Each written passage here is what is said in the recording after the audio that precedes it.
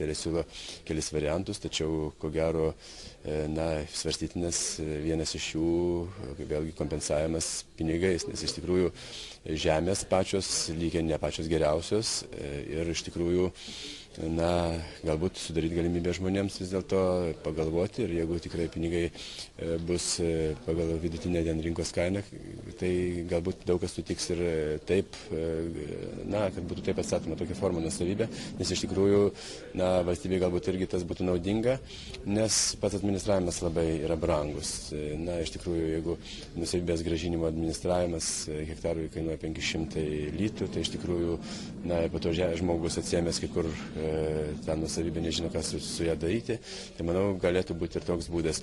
Nacionalinės žemės tarnybos atstovų teigimu, reformą baigti gali sutrukdyti mažėjantis finansavimas. Šiemet žemės reformos programai skirta 19 milijonų litų, kitais metais 8 milijonai.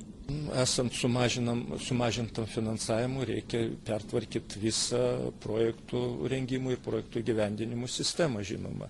Ir todėl imtasi tokių priemonių, jog iš tų nedidelių lėšų, kurios skirtos žemės reformai, pirmiausia rengti projektus nuosavybės teisių atkūrimui, o su įgyvendinimu jau reikės taikstyti su tuo, kad žmonės patys gali sumokėti už paženklinimą, už kadastro duomenų parengimą.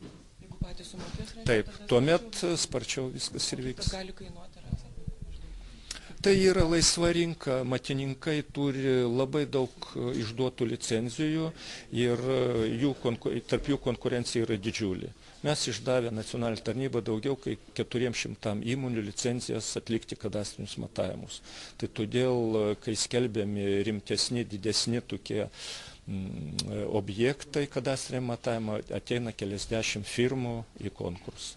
Labai svarbu, kad vis dėlto suteikti tam tikrą ūkininkavimo ramybę ūkininkams, kurie turi žemę įsinomavę iš valstybės. Nes iš tikrųjų, šiuo metu vėlgi matomas padaugėjimas norinčių pirkti ne pačias išvadas, bet galimybę administruoti išvadas. Iš tikrųjų, tie žmonės gavę tam tikrus įgaliojimus, važiuoja pas ūkininkus ir sako, dabar aš šitoje vietoje noriu turėti žemę, kad čia būtų atstatyta tam ir nuosavybės. Iš tikrųjų, nemanau, kad turėtumėm leisti suardyti mūsų visą žemės ūkio produkcijos gamybos sistemą, kuri be žemės negalima. Tai iš tikrųjų yra registruoti įstatymo pakeitimai dėl nuosavybės atstatymo.